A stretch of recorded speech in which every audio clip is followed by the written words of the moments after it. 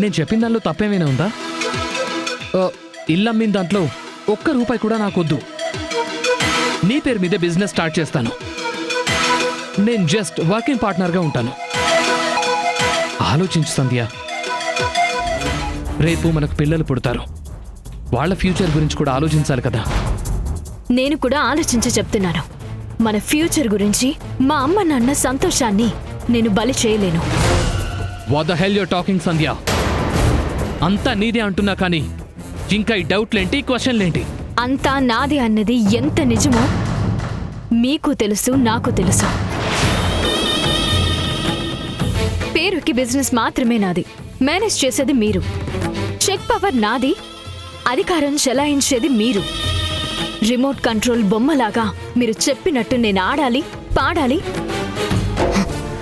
మీ చుట్టూ తిరగాలి, అంతే కదూ? అదంతా నేను అనలేదు. నీకు నువ్వే ఊహించుకుని నన్ను క్వశ్చన్ చేస్తున్నావు. క్వశ్చన్ కాదు, జరిగేది ఇదే అన్న నమ్మకంతో చెప్తున్నాను. ఒక్క మాట గుర్తుపెట్టుకోండి,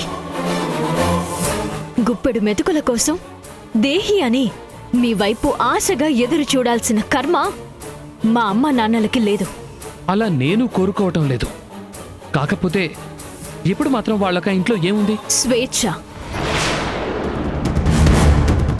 ఆ స్వేచ్ఛని ఇంట్లో మనము ప్రొవైడ్ చేద్దాం.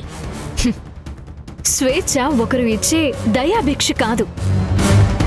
అయ్యో పాపమని జాలి చూపిస్తే రాదు. మరేంటో నీకు తెలిసిన స్వేచ్ఛ?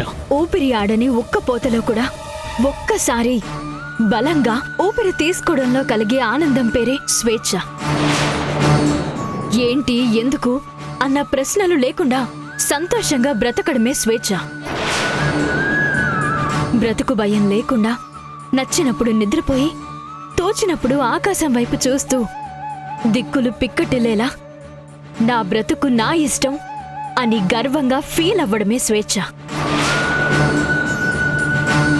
మనుషుల్ని బానిసల్లా చూడాలనుకునే మీలాంటి వాళ్ళకి దాని విలువ ఎప్పటికీ అర్థం కాదు.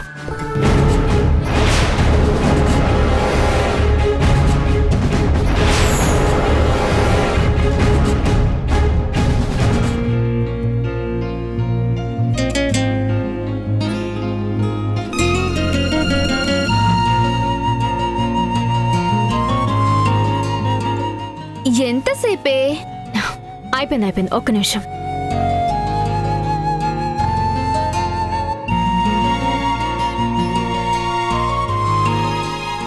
నాన్,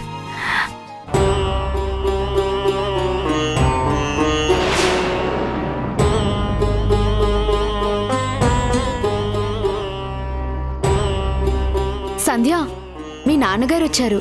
నాకు దేవుడు కళ్ళిచ్చాడు. ఎందుకు? ఎదురుగా ఉన్న వారిని తలెత్తి చూడకుండా తలదించుకుని సిస్టమ్ చూడ్డానికా? కాదు, అవసరమైన వాటిని చూస్తూ నన్ను అనవసరం అనుకున్న వాళ్ళని చూడకుండా ఉండడానికి. ఏంటంకుల్, సంధ్య చెప్తుందేంటి? మీరు మీ సంధ్యని అనవసరం అనుకున్నారా?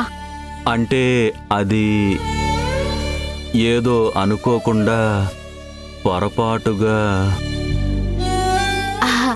అనుకోకుండా జరిగిన పొరపాటు అంట సంధ్య, క్షమించేస్తే పోలా? నీకు వర్క్ ఏం లేకపోతే వెళ్ళి క్యాంటీన్లో కూర్చో, అంతేకాని నన్ను డిస్టర్బ్ చేయకు. నాన్న గురించి మాట్లాడుతుంటే డిస్టర్బెన్స్ అన్నావంటే కోపం పీక్స్ లో ఉందన్నమాట. అంకుల్, సంధ్య కోపం ఇప్పుడప్పుడే తగ్గేలా లేదు. ఎలా తగ్గుతుందిలేమ్మా? నేను వాళ్ళ అమ్మ అన్న మాటలు కలలో కూడా ఊహించనివి.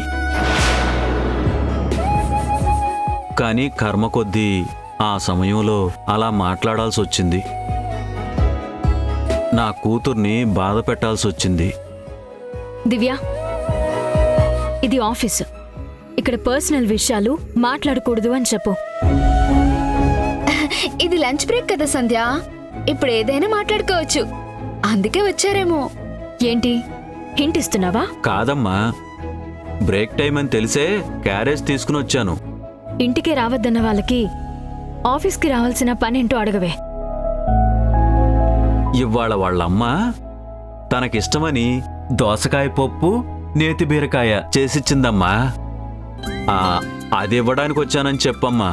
అవేమన్నా ప్రపంచంలో ఎక్కడ దొరకని వంటలా ఏంటి? అలాంటి వాటికి ఎవరు టెంప్ట్ అవరు అని చెప్పవే. ఇష్టమైన కూరలైనా సరే సంధ్య టెంప్ట్ అవదంట అంకుల్. ఆంటీ చేత్తో ఏం చేసినా అమృతంలా ఉంటుందని సంధ్య చాలాసార్లు చెప్పింది. అలాంటి సంధ్య వద్దని చెప్పిందంటే ఈ రోజుకి ఈ అమృతం అదృష్టం నాదే. ఆహా, ఓహో, ఏం స్మెల్ రా బాబు. ఇలాంటి వంట విశ్వంలోనే ఉండదు.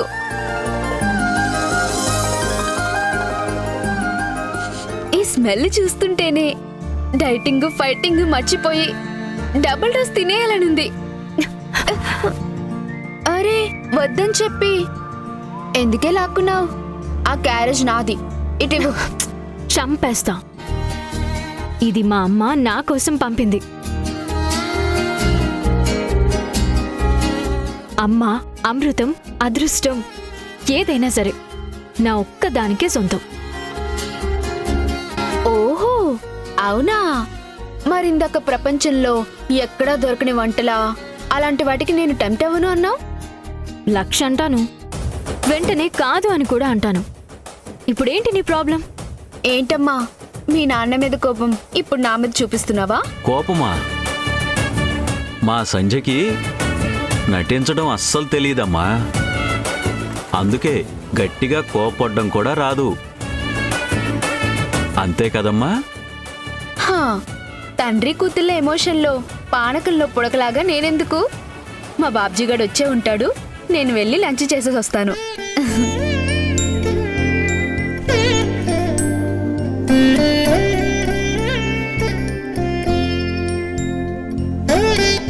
ఆ దేవుడు మనకి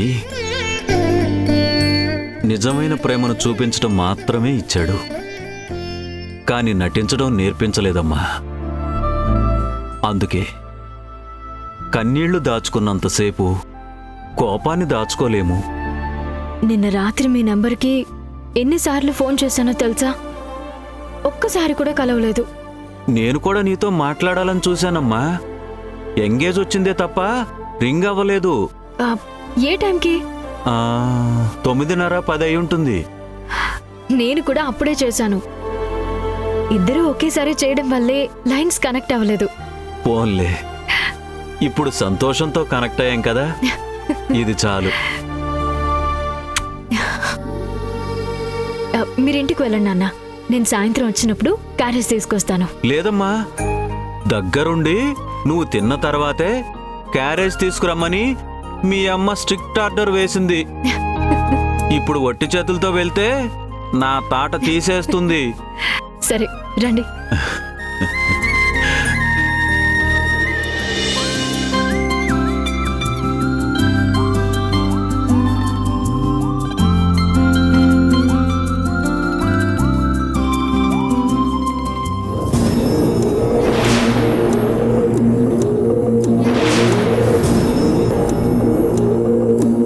నాకు కూడా ఓ ముద్ద కావాలి.